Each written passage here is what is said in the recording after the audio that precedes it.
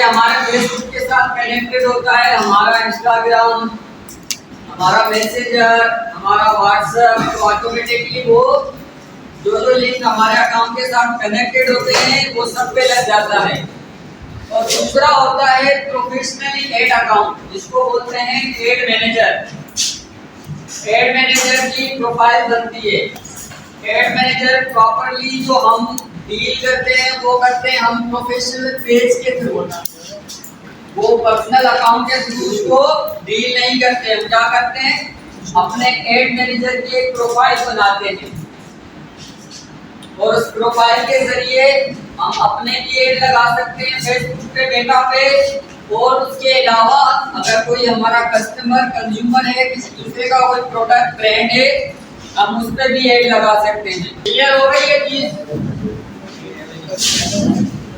तो अभी आज हम जो स्टार्ट कर रहे हैं वो कर रहे हैं इंडिविजुअली। एक जब कैंपेन क्रिएट करते हैं तो उसमें जो नट्स होते हैं, छोटे छोटे ब्रेक्स होते हैं, जो कभी क्या करते हैं कि हम गलत सोच करके हमने एक पूरी कैंपेन, पूरी स्ट्रेटेजी, पूरी प्रमोशन बनाई होती है, बट उसका कोई रिजल्ट नहीं आ रहा होता। क्यों नहीं आ रहा होता? उसके पीछे क्या कॉज होते हैं, मैं अभी आपको दिखा रहा हूँ। सही है? तो अभी आज हम क्या करेंगे, एड मैनेजर करेंगे, लेकिन आप लोग की अटेंडेंस लगाने के बाद प्रोफाइल की डिस्प्ले में आप लोग इवेंट के नीचे जैसे ही आएंगे, यहाँ पे आपका लिखा हुआ होगा एड मैनेजर। आप लोग के इवेंट के जस्ट नीचे इसके ऊपर आके आप लोगों ने क्लिक करना है।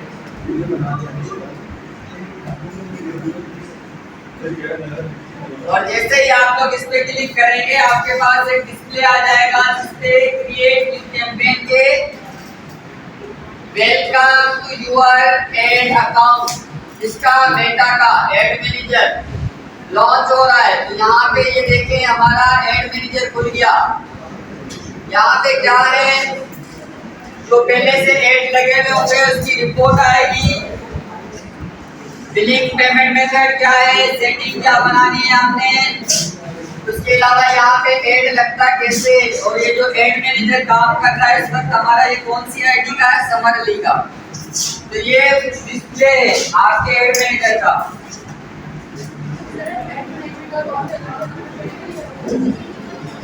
प्रोफेशनली जब आप किसी पेज के लिए बनाते हो तो अलग बनाते हो,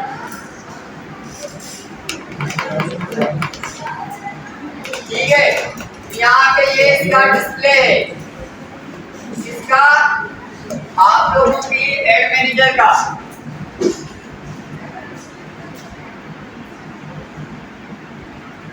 यहाँ पे ये जो कुछ कैंपेन्स आप लगी हुई देख रहे हैं, तो इनमें से कोई भी एग्जीक्यूट नहीं हुई। ये जस्ट आपसे पहले वाले क्लासेस वालों को सिखाई गई है कि कैंपेन लगाई कैसे जाती है। तो आप जब भी एड मैनेजर से अपनी प्रोफाइल, इंडिविजुअल प्रोफाइल से एड मैनेजर पे लॉगिन करेंगे तो आपके पास कुछ ऐसा सरफेस आएगा। तो ये वाला जो सरफेस है, आपने यहाँ पे जितने भी एलिमेंट्स है ये सबके अपने अलग अलग काम हैं। मिसाल के टाइम पे यहाँ पे अगर टैग लगा हुआ है, if you schedule any kind of campaign you can be, क्योंकि आपकी जो अप्रोच होती है आपके ऑडियंस की, उसकी एक पर्टिकुलर टाइमिंग होती है। इस अगर 4:30 से लेके तकरीबन 4:45 तक या 5 बजे तक आप टिकटॉक पे कोई भी वीडियो लगाओ, फालतू सी वीडियो लगाओ, आपके व्यूज अच्छे आएंगे। एक एंगेजमेंट स्लॉट है, जैसे टीवी पे होता है कि शाम के टाइम 7:45 से लेके रात के 9 बजे तक प्राइम टाइम कहा जाता है। तो किसी भी चैनल का जो सबसे हाईलाइटेड जो प्रोग्राम होता है, हाईलाइटेड जो ड्रामा होता है या हाईलाइटेड जो कंटेंट होता है, उसको वो क्या करते हैं, उस प्राइम टाइम पे वो रिलीज करते हैं। तो इसी तरीके से यहाँ पे जो टाइम बता रहा है, तो इस टाइम का मकसद ये है कि जब हम अपना एड लगा रहे हैं तो उसमें हम इस चीज का खास ख्याल रखें कि जो हमारा ब्रांड है, हमारे उस ब्रांड से रिलेटेड हमारी ऑडियंस को किस टाइम पे एक्चुअल हमें मिलेगी ऑनलाइन। मिसाल अगर मैं कपड़े बेच रही हूँ, मुझे पता हो कि भाई औरतें किस टाइम पे मोबाइल ज्यादा यूज करती हैं, सुबह 8 बजे से लेके 10 बजे तक औरतें मोबाइल यूज करेंगी, जब उनके बच्चे स्कूल जा रहे हों, जब घर वाले ऑफिस जा रहे हो, करती है मोबाइल यूज। स्कूल वगैरह का टाइम निकाल लो 10 से लेके 2 बजे तक, 10 से लेके चलो 12 बजे तक लगा लो, 2 घंटे काफी होते हैं, फ्री होती है, वो काम करते करते सारी चीजें करती हैं। ठीक है, इसी तरीके से फिर लड़कियों का, एक लड़का 9 to 5 जॉब करना होता है, अगर मैं कोई एड लगा रहा हूँ और मेरा स्पॉन्सर एड है, तो उस लड़के के तो आप क्या समझ रहे हैं कि सुबह के लिए जो मैं एड लगाऊंगा वो देखिएगा, पर्टिकुलरली उसके लिए एक टाइम होगा, रात को 8 से लेके 10 तक, 11 तक, यहाँ पे टाइम मेटर करता है। ठीक है, उसके बाद आपका जो कैंपेन है आपकी, उस कैंपेन में आप कैंपेन के ऊपर लगा कर रहे हो अनाउंसमेंट में, एंगेजमेंट है या जस्ट इंफॉर्मेटिव कैंपेन है।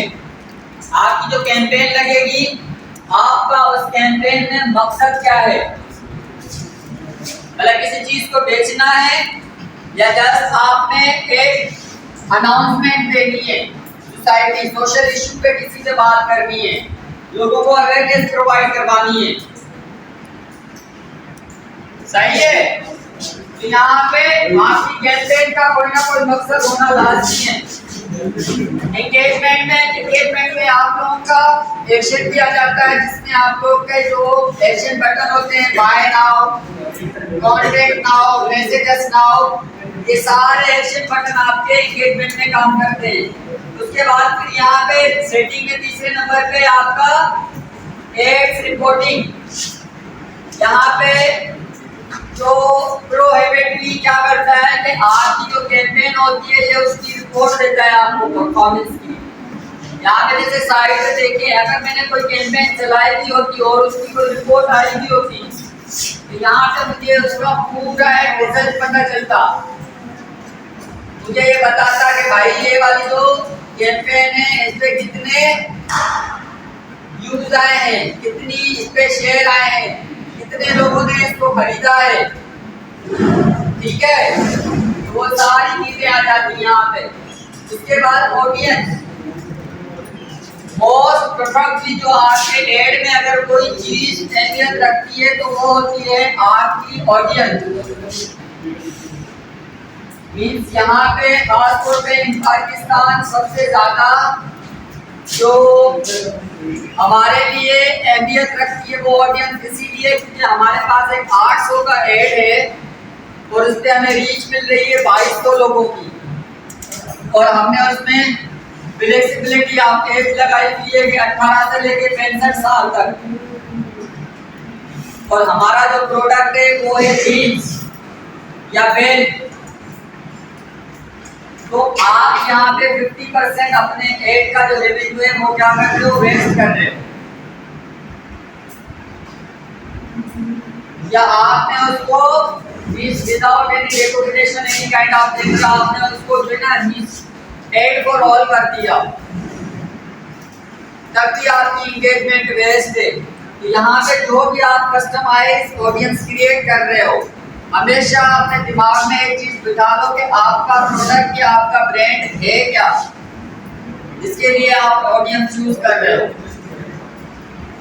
उस ऑडियंस को वो वाला एज वाइज आप ऐसी ऑडियंस चूज करो जो कि डायरेक्टली आपके प्रोडक्ट के साथ रिलेट कर सके।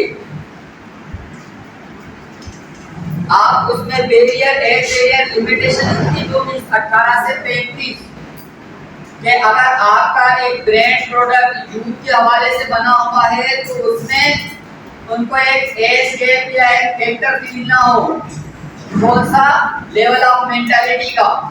अच्छा, उसके बाद फिर लुकल लाइक ऑडियंस, आप लोगों ने पहले एक कैंपेन एड चलाया हुआ है और आप उसी की तरीके का दूसरा एक प्रोडक्ट लॉन्च करने जा रहे हो। आप बोल रहे हो कि मेरी जो ऑडियंस हो वो लुक लाइक हो, बिल्कुल उसी की तरह ना हो, बट थोड़ी बहुत उसके जैसी हो। तो जो पहले आपने यहाँ पे कस्टमाइज्ड ऑडियंस आपने सेट की हुई होगी, लुक लाइक में क्या होगा कि हमेशा आपकी सम काइंड ऑफ थोड़ी सी चेंज, लाइक यहाँ पे आपने 18-35 रखा हुआ है, तो यहाँ पे आपने क्या किया 20-40 कर दिया। यहाँ पे आपने जो प्रेफरेंस है यंगस्टर को ज्यादा दिया है, यहाँ पे आपने एक मैच्योर ऑडियंस को भी इंक्लूड कर दिया। तो यहाँ पे जब आप नीचे आए, आपने क्या किया कि जो भी ऑडियंस आपने क्रिएट की हुई है वो ऑडियंस आप यहाँ पे सेव कर लेंगे, क्योंकि ये जो छोटे छोटे ग्रुप्स होते हैं, छोटी छोटी चीजें होती हैं, अगर आपके इंगेजमेंट या आपके आर्डर के आने में कुछ असरअंदाज चीज होती है तो वो ये ग्रुप्स होते हैं। नहीं तो आपको जो एक फेसबुक की ऐड है वो डायरेक्टली पोस्ट बूस्ट से भी मिल जाएगी। आप जैसे ही पोस्ट करते हैं उसके नीचे बूस्ट का बटन होता है। अच्छा जी, उसके बाद ऑडियंस के बाद आप यहाँ पे आ गए billing and payment method. Billing and payment method पे जैसे ही आएंगे, यहाँ पे क्या करेगा, आपसे ये आपकी बिलिंग का मेथड पूछेगा, through the card, visa card, debit card, golden card, union पे। आजकल आप लोगों का देश इजी पैसा और एक रास जो आ रहा है, रास पेमेंट, उसके थ्रू क्या है कि आपकी ऑटोमेटिकली पेमेंट का वो स्टार्ट हो जाता है। सेटअप योर अकाउंट, यहाँ जैसे डेट स्टार्ट करूंगा मेरा अकाउंट इससे लिंक हो जाएगा। कौन सा अकाउंट बैंक अकाउंट, ठीक है। तो जो भी मैं स्पेंड करना चाह रहा हूँ उस पे जस्ट मेरे पास मेरे मोबाइल पे एक ओटीपी आएगा, उसको मैंने यहाँ पे जनरेटेड ओटीपी लगा दिया, ऑटोमेटिकली मेरी एक कैंपेन स्टार्ट हो जाएगी। सही है। अच्छा, उसके बाद अगर आप एडवर्टाइज की सेटिंग देखते हो,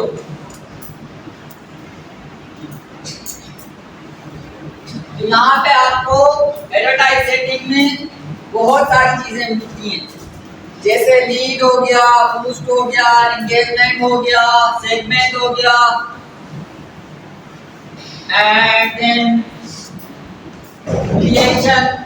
यहाँ पे आपने क्या करना होता है कि जो आपका प्रोडक्ट है उसके हिसाब से आपने कौन सी कैंपेन में कौन सा ऑप्शन चूज करना है, ये असरअंदाज होता है आपकी कैंपेन पे।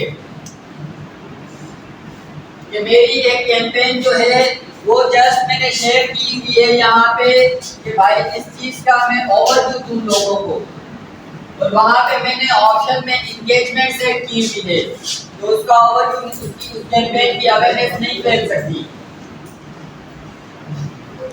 तो ये हुआ है मेरे स्टूडेंट्स को ऑरेंज ग्रीन ट्री नाम सुना है फाउंडेशन का, ऑरेंज ग्रीन ट्री, इनका वो जो दरख्त लगाओ और पता नहीं क्या बचाओ, वो वाला कराची बचाओ, वो वाली कैंपेन थी, तो उसमें उसने एंगेजमेंट डाल दी थी।